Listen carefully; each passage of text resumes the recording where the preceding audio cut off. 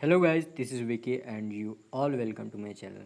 Guys, this video is truly dedicated to all the option buyer जो कि scalping करते हैं. Guys, ये वीडियो फैक्ट एंड डेटा के बेसिस पे होने वाला है, तो कुछ भी बातें ऐसी नहीं होगी जो कि सेंस नहीं बनाता हो, एंड स्पेशली वो ट्रेडर जो नेकेड ऑप्शन बाइंग करते हैं. And I hope this video guys will going to be very helpful video who scalp on a daily basis. So let's start the video. तो guys हम scalping की बात कर रहे हैं, तो हम एक मंथली डाटा देखेंगे और हम स्कैल्पिंग करेंगे और देखेंगे कि हमारा ब्रेक इवन कहाँ आता है और आरओआई कितना जनरेट कर पा रहे हैं. तो गाइस हम सिर्फ 5% ही हम अपने कैपिटल पे डिप्लॉय करने वाले हैं in a trade which is around, हमारा जो रिस्क बनेगा गाइस अराउंड 0.25 टू 0.5% ही बनेगा, विच इज़ वेरी गुड. मैं तो कहूँगा कि ये एक आइडियल रिस्क से भी कम है, जो कि 1% रिस्क पर ट्रेड होता है. इसके अकॉर्डिंगली हम लोग देखेंगे कि आरओआई हमारा कितना जनरेट होता है. तो गाइज़ जैसा कि मैंने कहा था कि वीडियो फैक्ट एंड डेटा के बेसिस पे होने वाला है, तो उसके लिए अपना रिस्क डिफाइन होना बहुत ज़रूरी है. तो हमारा जो रूल है अपना, जो कि नंबर ऑफ़ डेली ट्रेड्स जो होगा विच इज़ 25. अब ये 25 ट्रेड्स आपको ज़्यादा लग सकता है, लेकिन गाइस अगर आप generally in a day trade का बात करें, 4 ट्रेड फाइंड करना भी बहुत मुश्किल हो जाता है. लेकिन हम तो स्कैल्पिंग की बात कर रहे हैं, तो गाइस उसमें तो लोग हंड्रेड्स एंड 200 भी ट्रेड प्लान कर लेते हैं इन अ सिंगल डे. फिर भी मैं तो एक छोटे से हिस्से की बात कर रहा हूँ, 25 ट्रेड्स. और ये प्रैक्टिकल भी है, क्योंकि अगर आप स्कैल्पिंग की बात करते हैं ना भाई, तो आप अपॉर्चुनिटी बहुत ज़्यादा मिलता है, क्योंकि आपको छोटे छोटे मूव पकड़ने होते हैं और आपके पास पूरा दिन होता है ट्रेड करने को. और 25 ट्रेड ये बिल्कुल प्रैक्टिकल है. और ये था हमारा रूल नंबर 1. रूल नंबर 2 ये है कि हमें 5 से 10% का रिस्क लेना है इन अ डिप्लॉयड कैपिटल, जो कि हमारा पूरा होल कैपिटल का होता है. मैंने पहले बोला था 0.25 टू 0.5% द होल कैपिटल. और ये था हमारा रूल नंबर 2, जो कि 0.25 टू 0.5%, जो कि एक आइडियल रिस्क से भी कम होता है. आइडियल रिस्क गाइस 1% होता है. 1% से बहुत कम रिस्क हम लोग ले रहे हैं. और हम बढ़ते हैं प्लान 3 के रूल 3 की तरफ. रूल नंबर 3 ये है गाइस कि हमें 1:1 का रिस्क एंड रिवार्ड मेंटेन करना है. इट मीन्स हमारा जो रिस्क होगा 1 होगा, रिवार्ड भी 1 होगा. मैं इतना छोटा सा रिवार्ड इसलिए ले रहा हूँ क्योंकि अगर आप स्कैल्पिंग करते हो तो आपको ये ज़रूरी नहीं है कि बड़े रिवार्ड मिले, क्योंकि स्कैल्पिंग में आपके कैपिटल बहुत ज़्यादा यूज होता है और बहुत ज़्यादा रिस्क पे होता है. 1 सेकेंड भी अगर आप डिले करते हो तो वो वाइपट भी हो सकते हैं. सो आप छोटे अपॉर्चुनिटी देखते हो और उसको तुरंत एग्जीक्यूट करते हो. सो इसलिए मैंने 1:1, ये रूल नंबर 3 है, 1:1 रिस्क एंड रिवार्ड आपको प्लान करने हैं. और उससे होगा क्या गाइस कि हमारा जो ब्रेक इवन जो निकल के आएगा वो होगा हमारा 50%.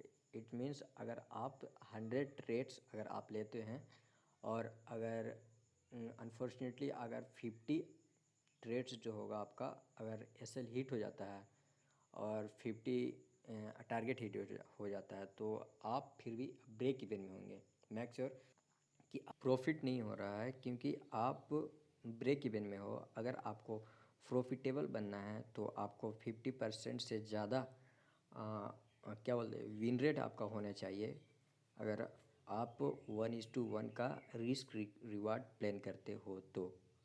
बढ़ते हैं अगले रूल की तरफ. तो नेक्स्ट जो रूल है गाइज 1:2 का रिस्क एंड रिवार्ड प्लान करना है, जो कि बहुत ही अच्छा रिस्क रिवार्ड माना जाता है. और इससे ज़्यादा हम भाई एक्सपेक्ट भी नहीं करना चाहिए, ठीक है. कुछ ट्रेड आपके रिवार्ड वाले भी हो सकते हैं और कुछ लूजिंग वाले भी. तो मैं एक एवरेज हिस्से की बात कर रहा हूँ, 1:2 रिस्क रिवार्ड। और इसमें होगा ये गाइस कि जो हमारा ब्रेक इवन निकल के आएगा वो 33% का होगा। मतलब यदि आप 100 ट्रेड में से 33 सक्सेसफुल ट्रेड प्लान करते होंगे तो आप M2M में आ जाएंगे। और अगर आप प्रॉफिटेबल बनना चाहते हैं तो उससे ज़्यादा ट्रेड सक्सेसफुल ट्रेड प्लान करना होगा 33 ट्रेड में से। और इसको समझने के लिए मैंने आगे ब्रीफली एक्सप्लेन कर दिया है। तो ये है losing trade into SL is equal to winning trade into target price TP। मतलब अगर आप 66 लूजिंग ट्रेड एग्जीक्यूट करते हो तो आपको 33 ट्रेड ऐसे होना चाहिए कि रिवार्ड 2 टाइम्स ऑफ SL का होना चाहिए, तब जाके आप ब्रेक इवन पे आएंगे।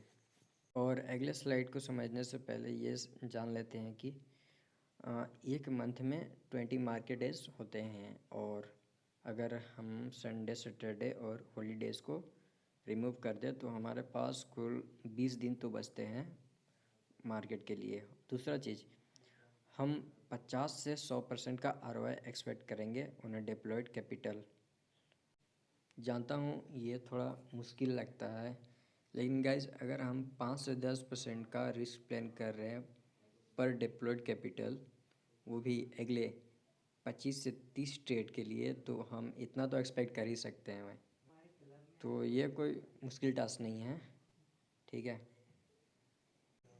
और अब चलते हैं इस वीडियो के लास्ट स्लाइड पे, जो कि इस पूरे वीडियो का समरी है, जो कंक्लूजन पे हम लोग को पहुंचना है। So let's start guys. For winning days 10, अगर 20 में से 10 दिन अगर सक्सेसफुल डे आते हैं तो 50% जो कि हमारा विन डे है अगर होता है तो वो जो मंथ होगा गाइस वो हमारा ब्रेक इवन मंथ होगा, ना ही प्रॉफिट ना ही लॉस। एंड एक चीज़ मैं आपको बता दूं कि इसमें ब्रोकरेज चार्जेस एक्सक्लूडेड है। इसमें ब्रोकरेज चार्ज की मैं बात बिल्कुल भी नहीं कर रहा हूँ, तो उसको आप मान के चलिएगा। सेम एज गाइज, अगर हम 10 डेज सक्सेसफुल रहते हैं तो हमारा जो ROI जनरेट होके आएगा वो अराउंड 10% आता है। फॉर एग्ज़ाम्पल, अगर आप 11 डेज विन करते हो और 9 डेज लूज़ करते हो आउट ऑफ 20 डेज, तो आपके पास 2 सक्सेसफुल डेज होते हैं। और 2 सक्सेसफुल डेज़ को हमने डे ROI से इंटू कर दिया है, जो कि डे ROI है हमारा डिप्लॉयड कैपिटल अराउंड 5%। तो 5 इंटू 2 10%, तो 10% निकल कर आया हमारा ROI यदि हम 11 डेज सक्सेसफुली ट्रेड को हिट करते हैं तो। और ऐसे ही आगे का डेटा देखते हैं तो डेटा कुछ इस प्रकार का है गाइस। भाई गाइस, मुझे इसमें एक प्रॉब्लम लगता है। प्रॉब्लम ये लगता है गाइस कि मुझे नहीं लगता कि मोर देन 70% विन डे के ऊपर का डेटा को अचीव करना प्रैक्टिकल भी है। तो अगर डिप्लॉयड कैपिटल का 10% भी बना लेते हैं तो 40% आपका एक हाईएस्ट मंथली ROI बनता है। और अगर उसका 50% अगर आप बनाते हैं तो आपका जो मंथली ROI है गाइस वो अराउंड 20% बनता है। और 20% मंथली ROI से ज़्यादा एक्सपेक्ट भी नहीं करना चाहिए। तो यही था गाइस एक स्कैल्पिंग का हार्ड ट्रूथ जो लोगों को पता नहीं होता। अगर अपना बात करूँ तो गाइस, स्कैल्पिंग एक वेरी सीरियस प्रोफेशन है और जिसमें डिसिप्लिन होना बहुत ज़रूरी है। So be careful. तो मिलते हैं गाइस अगले वीडियो में। Take care and love you all. Good bye.